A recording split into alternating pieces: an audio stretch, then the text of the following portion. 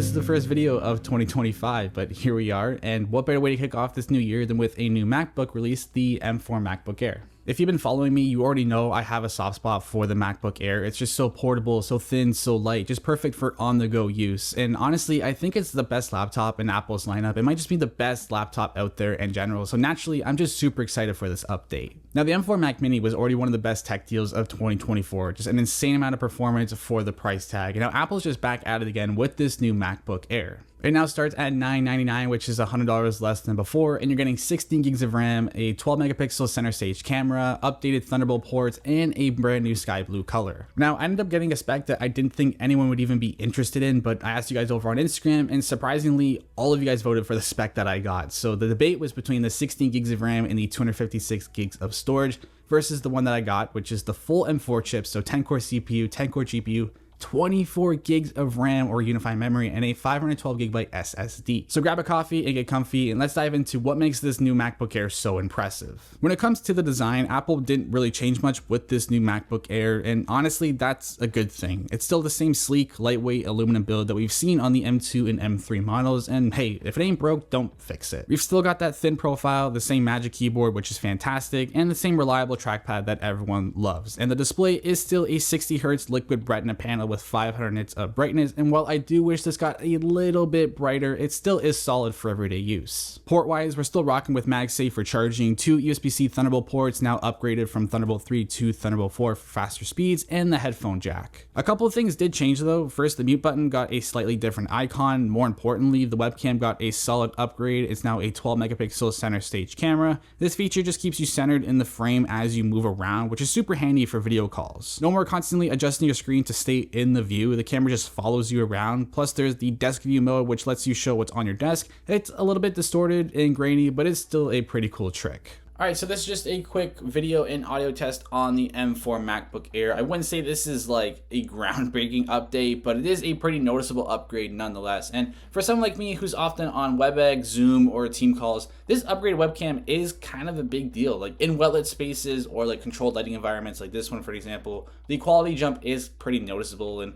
it is a really nice improvement for like FaceTime calls and meetings. Alright, let's start out with the standout feature, Sky Blue. As someone who's been a loyal Silver fan since their first Apple device, the iPod Nano, I gotta admit, this color, it's really growing on me. And I think it's because it's basically silver, but with just like a small hit of blue, almost like someone just sprinkled blue powder on top of the silver finish. And depending on the light, it does look really blue. Like you can really see that sky blue, but in other lighting conditions, it is basically just silver. Look, I know it's just the color, but honestly, this might be one of the best laptops Apple has just ever made. It's easily the standout shade within Apple's lineup. Okay, I gotta admit, I was very surprised that so many of you were interested in this MacBook Air spec. It's got the 10-core CPU, 10-core GPU, 24 gigs of RAM. That's a big one. 24 gigs of RAM and a 512 gigabyte SSD. And the reason why I was so surprised is because this is a pretty pricey configuration, and the MacBook Air is supposed to be that entry-level budget-friendly device, but with the way the M4 chip is going and the way Apple Silicon is just going in general,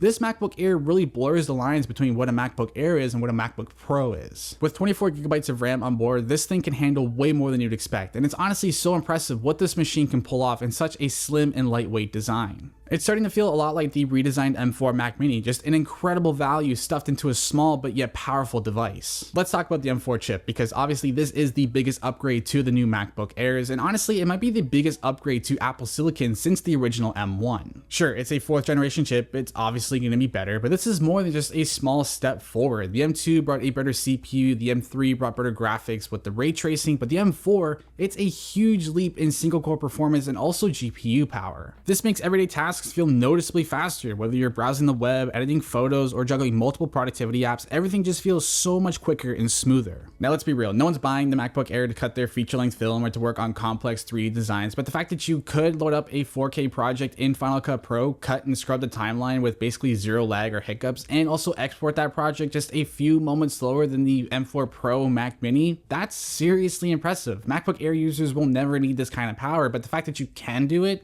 is pretty wild. Personally, I've thrown a lot at this chip, video editing, multiple 4K streams from my FX30, and I even edited this entire video on the M4 Air. That included color grading, text effects, magic masking, and audio adjustments, all with the performance set to better performance, and honestly, it felt no different than editing on my other Macs. Now, exporting the video definitely took a little longer, especially when I compared it to like my M2 Ultra, but that's not a real fair comparison, I know. But yeah, when it comes to a full-length YouTube video, it's definitely gonna take a little longer for the export. But if I was just doing like short form videos like Instagram, TikTok, Shorts, I would have no hesitation choosing this device. I would happily do it with the M4 Air. If you're more into photo editing, this thing won't disappoint either. I've been editing tons of photos shot on my iPhone, my S24 Ultra, and my Sony cameras. Here are a few shots I took at the Canadian Auto Show, which was a pretty cool experience. Also, shout out to Audi for hosting an awesome event. But editing these photos in Photomator, my go-to photo edit app, has been buttery smooth. Adjustments happen instantly, the machine learning upscale works seamlessly, and the automatic edits are super fast. Honestly, if you are a photographer or a photo editor, I would totally skip the Pro unless you seriously need that SD card slot. But even then, just get a cheap dongle off of Amazon and you'd be all good. Now, not everyone is into photo and video editing. That's just how I personally like to push my machines. But I have been doing a lot of other tasks like coding, for an example, which I did dabble with back in college, and it was extremely scary back then. And honestly, it's still kind of scary now. Recently, I've been trying to learn using the Swift Playgrounds app, which has been both enjoyable and a little bit frustrating at times. And I'm not too sure how demanding this level of coding is on the Mac, but after spending about 2 hours a day over the past 2 weeks, the M4 chip handled it without any issues. I also put the MacBook Air to the test with a small graphic design project. I designed the wallpaper you've seen on my laptop using Affinity Designer, my go-to alternative to Illustrator. Not only is Affinity natively optimized for Apple Silicon, but it's also a one-time purchase, which is a huge plus. The project was set to the MacBook screen size at 300 pixels per inch, and despite working with multiple layers, gradients, and a few effects, everything loaded instantly. Moving and resizing objects felt incredibly smooth, with no stutter using the pen tool or the shape tools, and the file opened in seconds. And like I always say, RAM is Apple Silicon's best friend, and with 24 gigs of RAM on this MacBook Air, I think that's a huge reason why everything felt so snappy and smooth. I even dabbled in some 3D software, which is just way out of my comfort zone, but I used it to mock up a new desk that I've been working on, which I guess is a little teaser as to what's to eventually come. A whole new desk, a whole new vibe, new accessories. You'll see it's coming soon. The M4 handled the 3D objects and workspace surprisingly well. This is where I did notice the computer warm up a little bit, but I didn't experience any overheating or thermal throttling. Performance still felt fluid. This is probably pushing the limits of the M4 as the project became more complex, but it's hard to say what the limiting factor was, the M4 itself or the thermal constraints. But let's be honest, this laptop is designed for those everyday tasks like doing video calls, jumping between like 20 Safari tabs, and also swapping between productivity apps. For my channel, I am a one-person team, so I'm writing all the scripts and doing the emails and managing the finances. I'm basically wearing all the hats, and the MacBook Air handled this all effortlessly.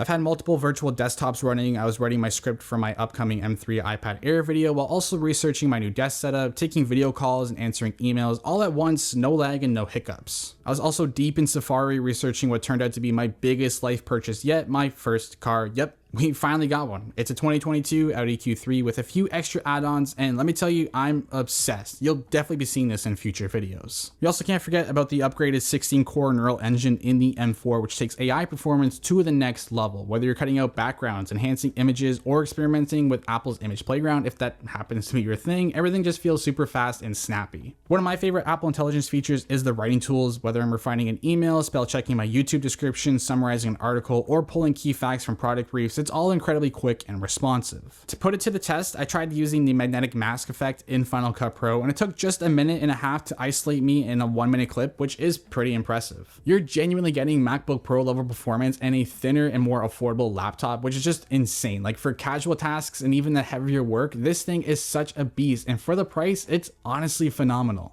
Aside from the new chip, one notable upgrade is the jump to Thunderbolt 4, and I'm not entirely sure if this is what unlocks the feature, but we now have dual monitor support without needing to close the lid, and that's a pretty solid upgrade. Now, I'm personally not someone who uses dual monitors with their MacBook, but if that happens to be your type of setup, this might be a nice improvement. Another standout feature of the MacBook Air is its battery life. Throughout my testing, I left it unplugged the entire time, and while I didn't run a dedicated battery test, I never felt like the battery was draining too quickly. After a full day of my usual workload, so video editing, photo editing, and plenty of admin tasks, it dropped from 100% down to around 30%. Speaking of battery life, one of my favorite things about the MacBook Air is just how fast it can charge with a relatively small power brick. While you can upgrade to Apple's 70-watt brick at checkout, I would actually recommend just going with a third-party option. I always use and love recommending Ugreen chargers because they're super compact but yet powerful and pretty affordable. And since the MacBook Air only needs 30 watts to charge, you can easily get like a 45-watt brick and still get a pretty fast charge without any issues. This has always been huge for me because I find myself in situations where I do need a quick charge just to kind of top up the battery, and I never had the right charger for a MacBook Pro because it needs more power, needs more juice. But when it comes to a MacBook Air, you can just pull out your phone charger and still get a pretty decent charge. And if I'm not mistaken, Apple's 70-watt brick gets you from 0 to 50% in about 30 minutes. So if you get yourself like a 100-watt brick, you can not only still fast charge your MacBook Air, but also charge other devices at the same time. All right, so that is going to wrap it up for my review of the M4 MacBook Air. And honestly, the story is kind of familiar here. It's just a super powerful computer in a thin and light form factor at a pretty fair price, and it still remains the best laptop for portability. Now here's something interesting about this spec. The MacBook Air is $2,000 Canadian, which isn't cheap, but consider this. The MacBook Pro starts at $2,100 Canadian, and you actually get less RAM. The MacBook Air at $100 cheaper gets you 24 gigabytes of RAM, whereas the MacBook Pro only gets you 16 gigabytes of RAM. Both have the same chip and the same amount of storage, and I know it's not exactly an apples to apples comparison, but because Apple Silicon loves RAM, you are theoretically getting a better computer and better value from the MacBook Air versus the MacBook Pro. If you don't care about the extra ports or the better screen, the MacBook Air just makes sense in every way. Although I don't know if the fan in the MacBook Pro actually will make a difference versus the MacBook Air, but because the RAM is so different between the two, I can only assume that the MacBook Air is better. It's just such a weird situation. I know the 24 gigabyte model stretches the budget a bit, but if you can swing it, I definitely recommend it for anyone looking for a powerful yet portable laptop that's built to last. This thing will easily carry you through school, college, and even into your career. In fact, I'd argue it's the best bang for your buck unless you're going with that base spec model. My advice when buying a Mac still stays the same with this M4 model. Just get the full chip, max out the RAM as much as you possibly can, and forget about the storage. Just get external storage. Anyways, thank you guys for watching. If you guys liked this video, make sure to give it a like and share it to a friend. And if you like Apple tech or desk setup related content, make sure to subscribe because we got tons of desk setup content. We've got iPad content coming. There's a lot of content coming. So make sure to stay tuned, stay subscribed, and I will catch you guys in the next video. Peace.